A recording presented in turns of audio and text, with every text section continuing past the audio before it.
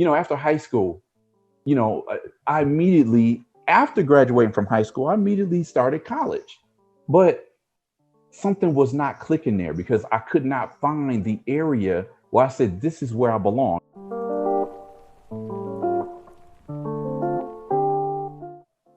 Yo, what's going on, midlife men?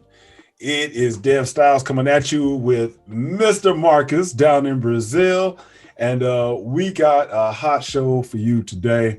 This is a video that I've been excited all day, really wanting to do because we were going back on our normal messages and talking about some different topics. And, we just kind of started brainstorming and came up with an idea of what would we say to ourselves if we could interview ourselves back into the era we're going to look at is when we were in our early 20s, in the mid, or shall I say in the early 90s or late 80s.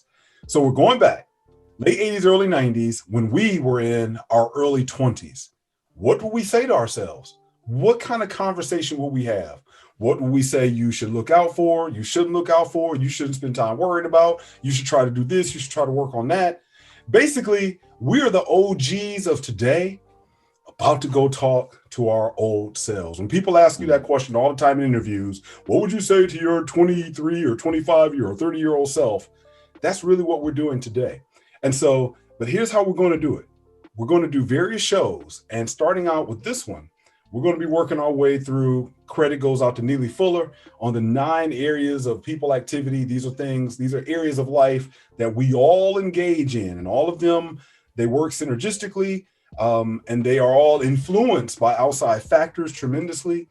And so what we're going to look at, the first one is going to be economics. And so, Mark, I'm going to let you start out setting the stage here. And if we go back to that time period, late 80s, early 90s, and when I say to you, before I say economics, just set the table for what was your life like in general terms around that time, just to kind of give a backdrop of where we're going to end up going. Wow. If we go back to the late 80s and early 90s, it's still pretty vividly clear for me because, I had a 40-hour job where I was doing 40, 45, sometimes 50 hours a week or whatever. And in my small world, that little money that I was earning, I thought I was doing something. It was like,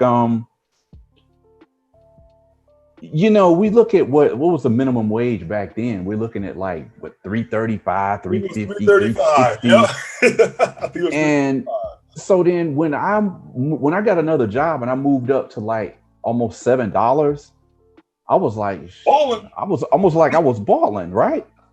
I had a car, it was a used little car, and I thought I was doing well. The funny thing about looking back at that is that sometimes I wonder the difference between how Black people are raised to look at things and how white people do, right? Because in some ways, in many ways, we're still so far behind where they are.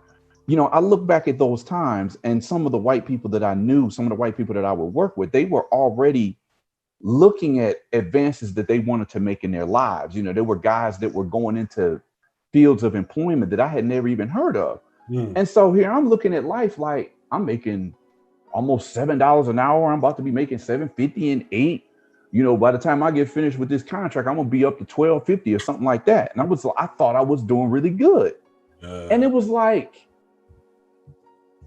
somebody was supposed to tell me like, dude, that ain't no money. It's like somebody's supposed to pull us to the side and tell us the real money that's out there and how we're supposed to go about trying to get after that real money. This, it's like I'm living at home. I got a little car.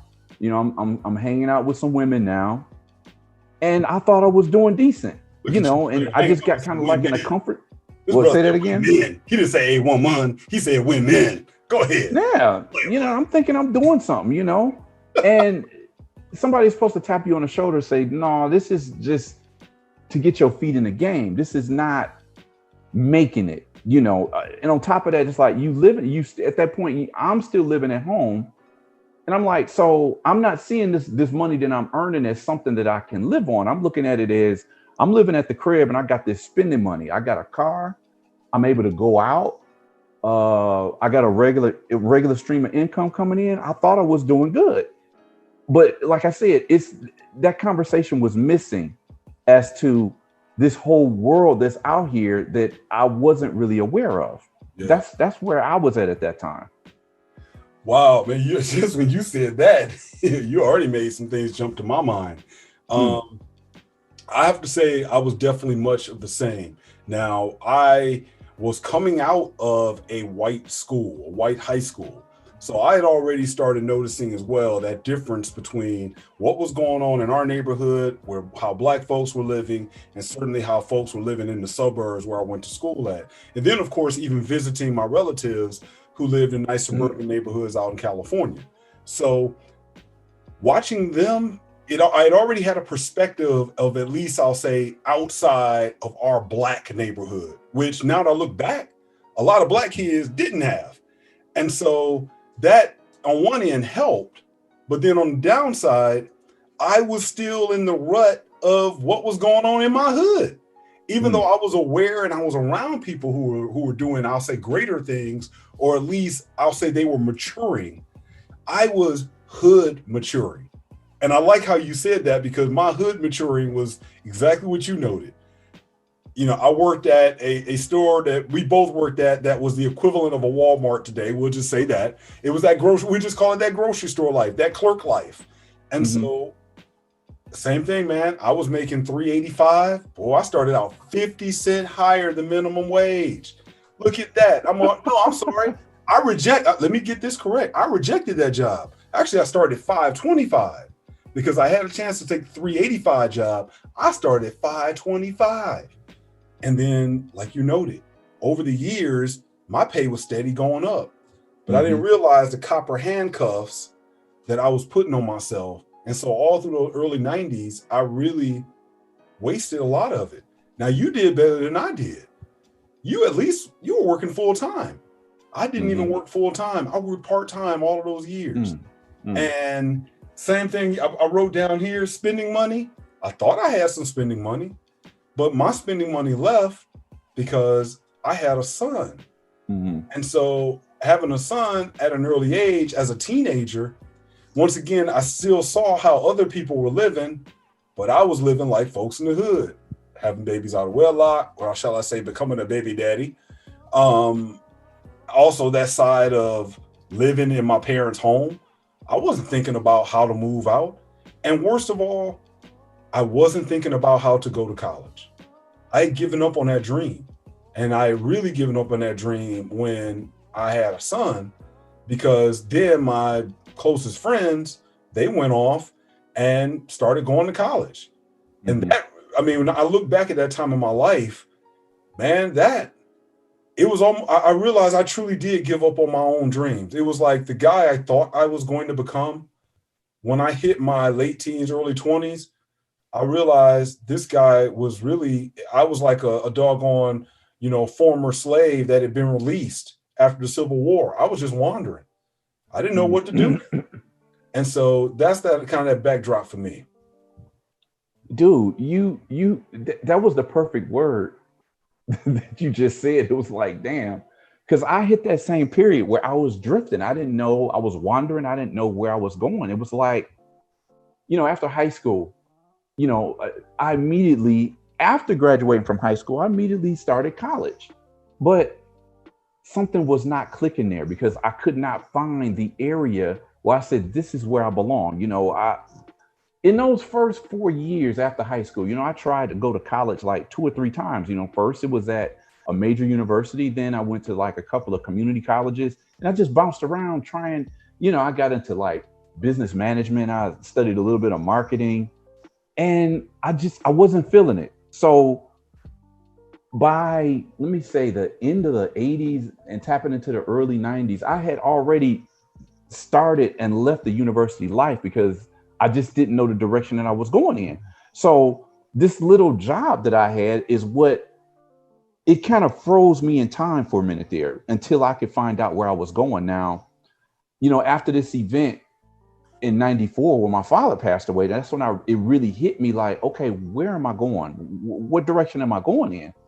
And that's when this transition really started happening with me, because, you know, I discovered this whole world of literature that was explaining things, that was filling in the blanks with the education that I got from, you know, from let's say middle school to high school, left me with a lot of questions. And some of those books that I was reading by that time was starting to fill in some of these blanks. So by that time, I was really ready to start exploring more information.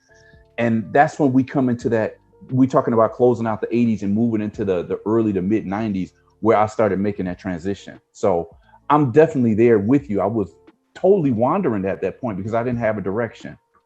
Ironically, this is when we met at the same time period in our lives. I'll never forget that day.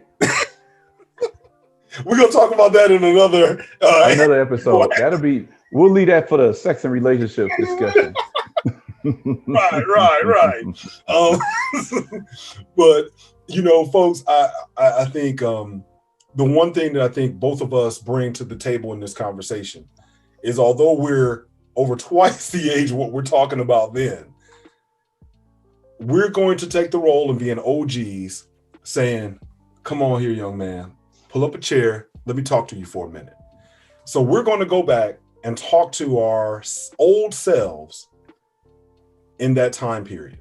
And the good part, and both of us were talking before I hit record, the good part is we were the type of dudes that, I'm going to say, because I did have some clashes with some older people, can't lie.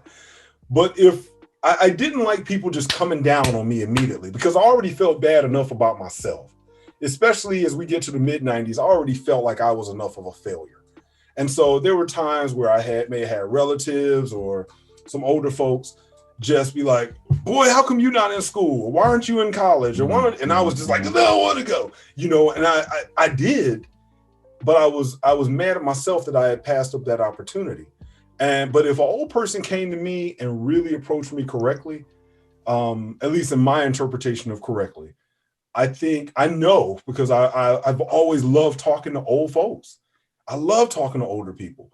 And so I would have listened. So I know some people may be watching this, be like, well, at the end of the day, y'all wouldn't have listened to nothing some OG would have told you anyway. That's not true. That's not true. No. Yeah, exactly. And so we are going to talk to our younger selves. And so, Mark, I'll start with you. Now let's focus in right on economics. If you had a chance, let's pull up that chair. You about to talk to your young self. What would you share and try to school your young self on about economics?